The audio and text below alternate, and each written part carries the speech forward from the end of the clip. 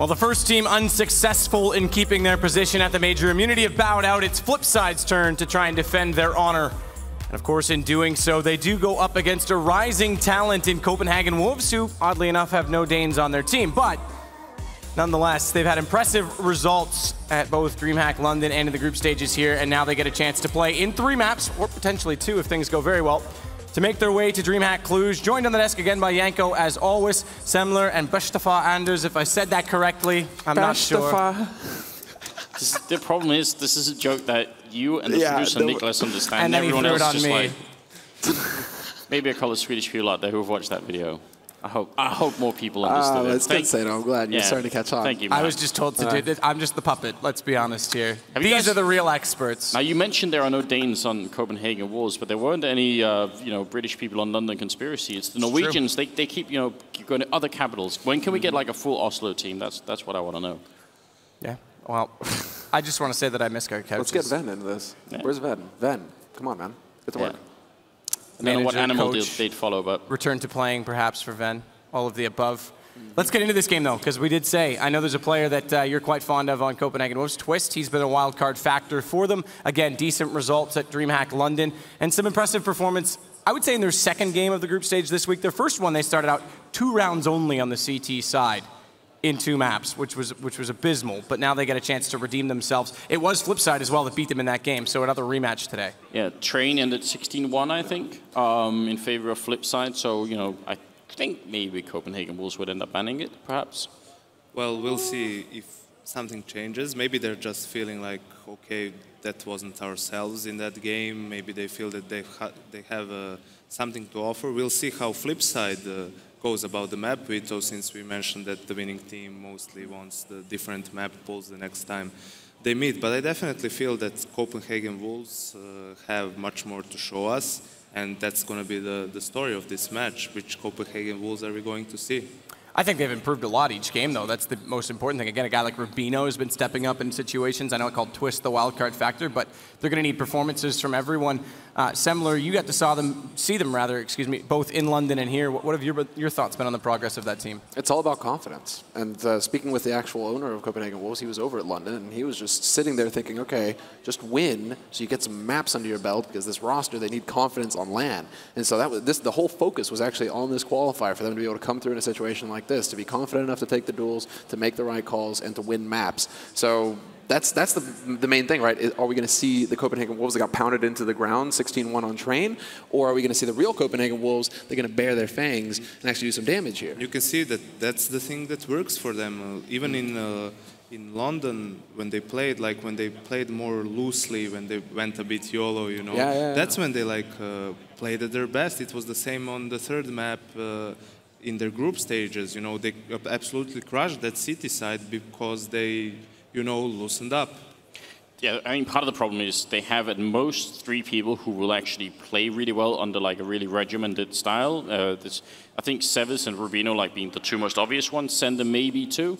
But Jacob and Twist, I think they do most of their work when sort of, all the leashes have been just cut off and they're just ready to go. So, and they happen to be 2 of the, the star players, the top fraggers on that team. So you need them. We're going to look at the group stage now as well, and I keep getting confused on this. I keep calling this Group B, but apparently in Sweden, D comes after A in the alphabet. Of course, that was due to the rescheduling of SkyRed coming in a little bit late, so it is Group D.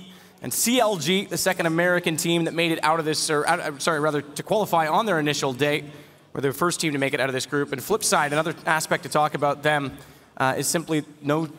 That's it. Davkost comes in, and he's not actually taking over the primary opping role. It's gone back to World Edit. I think he was actually at his best about 6 months ago in the middle of all that simple hype and simple fame. He kind of faded away in the darkness, but I think he's stepped back up. Although in the last matchup between these 2 teams, he ended up top fragging. He ended up having being top of the scoreboard, Davkost. Davkost, so that's worth noting as well. Yeah, it was in all of the series, actually. That's the thing. And you get the opinion, right, when you watch the interviews, basically the opinion that Blade has in particular, this man basically was famous for just building new talent.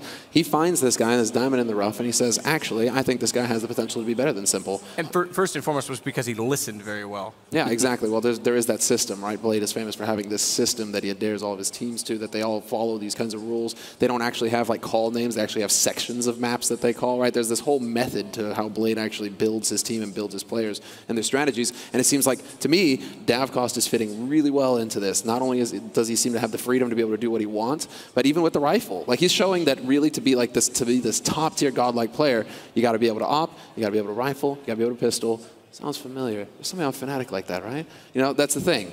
So Davcost has filled Simple's shoes, I think, as far as they're concerned. I think we talked about it when they played the group stages, that even with all of that, with all of the individual talent they certainly possess in their team, that's not what that team is about. They're all about the team play, you know, about the executes and everything. And I really feel that they're a stronger team in this matchup and that they're the clear favorites. But on the other hand, I feel that Flipside was the team in this tournament who showed like their worst and probably their best in just a span of like a couple of hours. Yeah. So the flip side we saw against CLG that same day, then if that flip side shows up, then Copenhagen will certainly have a chance. But if they play their A game, I feel that it's going to be a clean sweep for Flipside. And just to go back to Davcost as well, it's not like we're all strangers to him. He is who they've played the last two majors with, simply because they were ESL majors, and therefore Simple was banned. On that note, we do still have Simple in the cards today, because he is playing for Hellraisers now, so he may still get his chance.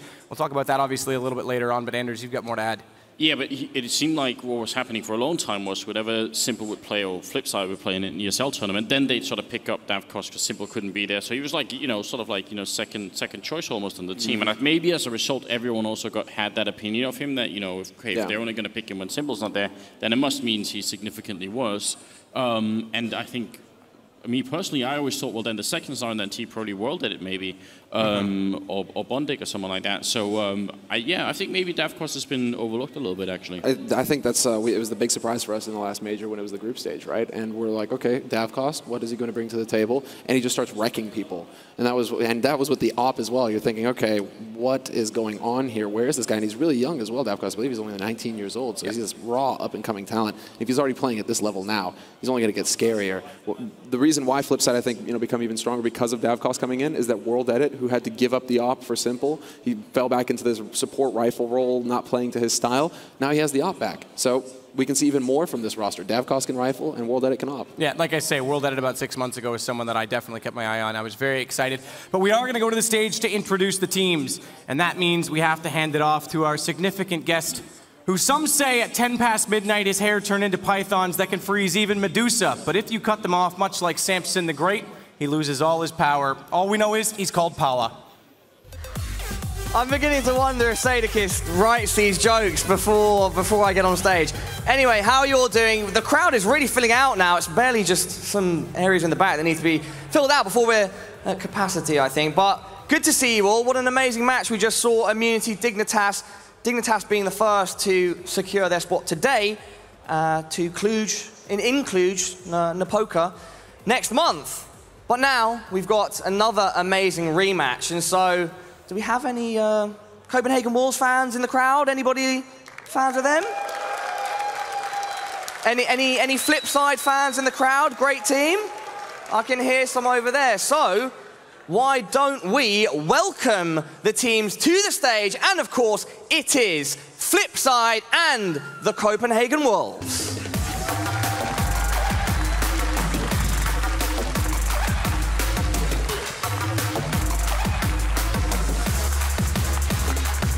Getting high fives as they come in, that's awesome.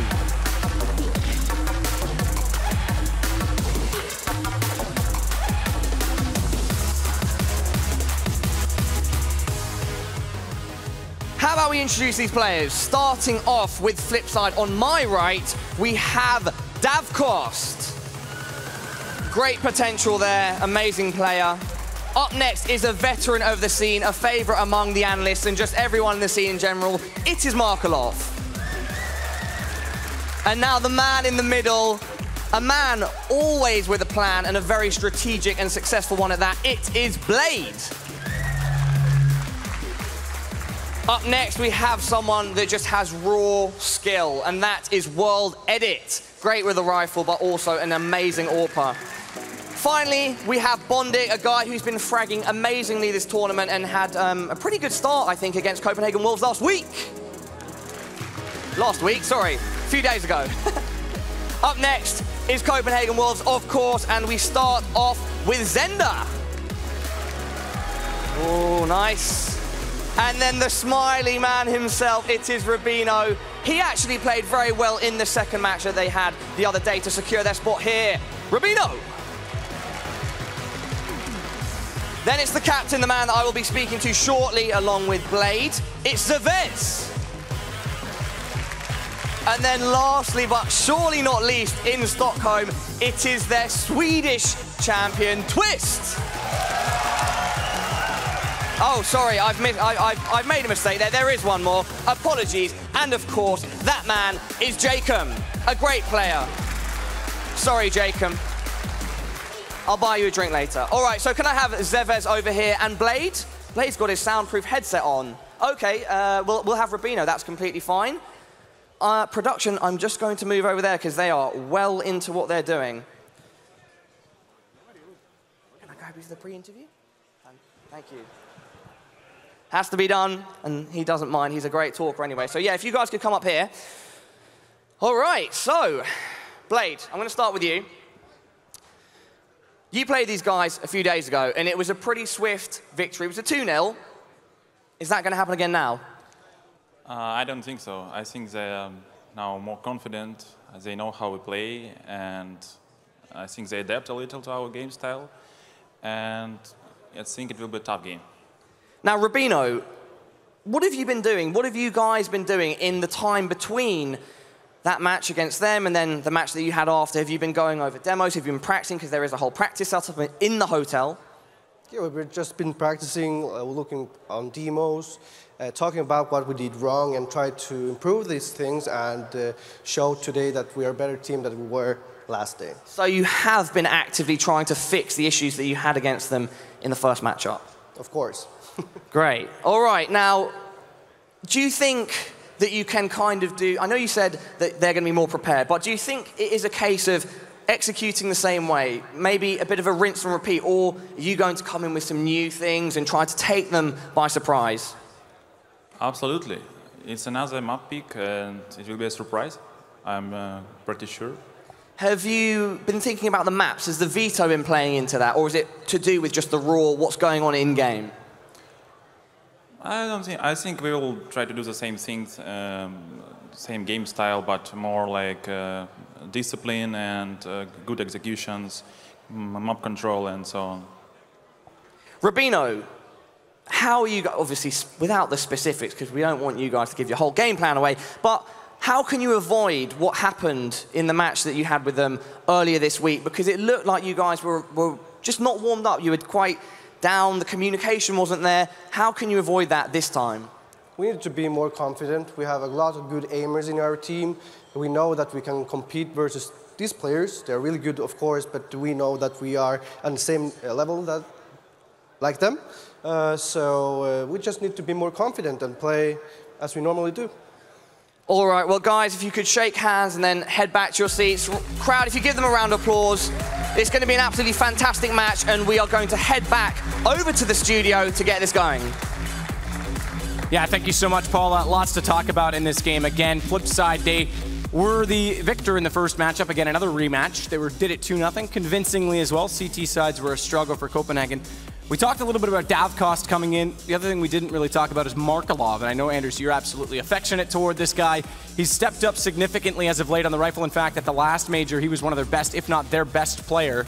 And yet he's still not the primary op, but lots to be excited about. I mean, I will always be ready to talk about Markelov if anyone is willing to listen. You didn't see it on the camera, but his eyes started batting. Yeah. You know, he started batting his eyelashes a little bit. Markelov is a superstar player. There's no way you can be as good as Markelov in 1.6 and also be good in this game. I think Markelov has just hit a very comfortable position in his career. He feels like he's got young talent in front of him that he can sort of, help Blade to coach and lead on, and he doesn't have to do maybe all the really hard work. But I've had this conversation with him off screen a couple of times now where I've, tried to poke at him and say that could you do it? Like, do you really believe you could? If you'd spent, the next 3 months really sort of, hardcore getting into that mode again, and I swear there's a smile and a twinkle in his eye. I feel like he knows it, but he doesn't have the motivation right now. You can't really force that. Actually, like he had 2 amazing games at the major, even though they didn't qualify through the group stage. But I saw someone tweeting or something like that. It's like, oh, the major best of 1, it doesn't make any sense. Like Markelov plays the game of his life and like single-handedly wins it. For instance, I'm like, do you know who Markelov is? Like, have you seen that guy play? Like saying that there's like he had those types of games. You know, yeah, he didn't have them in CS:GO all the time, but I feel that he can step up at any point. Yeah. Absolutely. Maybe he doesn't need to, but he definitely has the ability to. Yeah, well, that's the thing. And switching the page a little bit over to, again, a team that's just developing as a roster. Obviously, had a lot of support for Twist, the Swedish player on this roster. Second time today, we'll see a guest Swede, I guess you could say. Schneider was the only one in the last game. But it will, oh, right, Zend also as well. I overlook him, and I apologize. But he definitely, Twist, had the most applause from the crowd. But either way, I mean, again, what can we look forward to from this team? Interesting note, by the way, and I'm just going to throw this in now. Zevez plays with his left hand on the mouse. Yes, he does. He is left-handed. Yeah. And that's always fun because you get that weird, it just messes with your head. The guy beside you as well is like, if you go, like... Then they're going to just like, you know, yeah, touch mice. People who are left-handed in the world, Matt. Sorry? There are people who are left-handed. My dad is left-handed, and his saying is always, left-handed people are the only people in their right mind. But you know who, no, this is really going to mess with your head, though. Vendetta, he's left-handed, but he plays with his mouse on the right hand. Oh, yeah, Cassett as well. So you know those are the weirdos, you know those are the weirdos. You know who the true sort of weirdo is? It's DDK. He plays with an inverted mouse. Oh, now. yeah, no, dude. That is weird. He comes from DD, Quake, he doesn't Yeah, count, you know. that's just weird, Dan. Don't smile, that's weird. But talking about Copenhagen Wolves, I feel that like they need some sort of a jump start into this game. I don't really think it's going to be the crowd. It could be. I don't know if they're affected by it as much. I think they need like individual performances like they had from Rubino on Cash, you know, a couple of crazy headshots or something. And we have the map Vito. Yeah, and speaking of Cash, it's not going to be in there. Train goes out first from Copenhagen Wolves. You said that might be a large possibility. Not surprising. Dust 2, Flipside take out immediately after. Dust 2's not one they actually enjoy all that much, as it's pretty even-sided. They're more. It's they love perma-banned from Flipside. Yeah, exactly. And with Copenhagen Wolves, it's a map that could play to their strengths in the fact that they are a newer roster. Mirage and Overpass and Cobblestone, excuse me, as the decider. I think this is all right. Mirage picked by Copenhagen. It has been their best map as we've seen since London in the recent form that they've been on. But it's also a map that Flipside loves. So does this play to their strengths more than Copenhagen's? I feel like it plays to both of the team's strengths, but Copenhagen Wolves have to win Mirage if they're to have a chance in this match, because even though Train is banned, we still have Overpass. I don't think there's too much of a difference for Copenhagen Wolves between Train and Overpass. No. I actually think all 3 maps could favor Flipside in a way, because Inferno's another one where they love their T side on as well. Sure. Cobble, I mean, we've already seen. I know, I'm just saying, if all 3 maps do favor. All right, Sato, you're just here to look good, you're not here to talk. So basically, what happens is Cobblestone, we saw what they're capable of in London. That's the main thing here, is that Copenhagen Wolves, they can have this just full-on YOLO style on the T side where they just run and gun, rush at their opponents, put the pressure on, and that's going to be the thing. That's why, and I totally agree with you, that they have to win Mirage.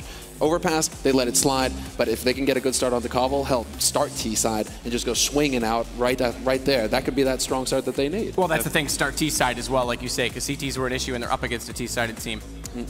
I mean, overall, these are also, especially the 2 opening maps, maybe that double up potential on the flip side is going to be really hard to deal with. I mean, actually, Flipside could even go over a triple up if they wanted to. Whereas, what are they going to answer back with on the Copenhagen Wolves side? That's going to be a really big problem for them, I think. I guess the one guy we have to keep our eyes on when it comes to the op is Rubino, right? It seems like he's become that main opper for the team. He's trying. Which is really off, right? Or it's not really odd, but it's just like he's always been a rifler. Like he trained to be a rifler. Feels like a pimp, doesn't it? And then exactly, kind of like Pimp. But Pimp had like he was aspiring to be a main opper, right? Yeah. You know, what, a year and a half ago, 2 years ago. He was aspiring to be a main opper, but you know, Rubino seems to be filling that shoe for Copenhagen Wolves right now. All right, well, teams are up.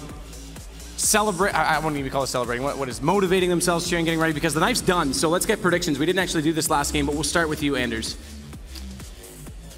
I mean, I have to agree. I think Mirage is where it gets really, really important for Copenhagen Wolves. I always hesitate to try and, transfer results from one day onto the next, so I want to give Copenhagen Wolves the benefit of the doubt. I do think Flipsid are going to win it. I'm going to say 2-1. Player to watch?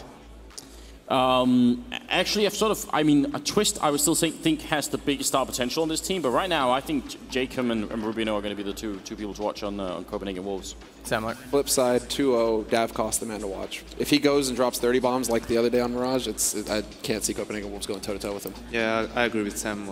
On this one, it's going to be 2-0 for Flipside, and I will pick out Bondik as the player to watch, and his timings and his individual gameplay. He has been considered sort of that reliable figure on that team. Every team seems to have one. Cajun V comes to mind for TSM. But with that said, the only thing left to do is to jump into the game. Can Copenhagen Wolves pull off another upset, much like they did in London, or can Flipside walk away and walk into another major? To bring you the action, it's going to be DDK and Metis.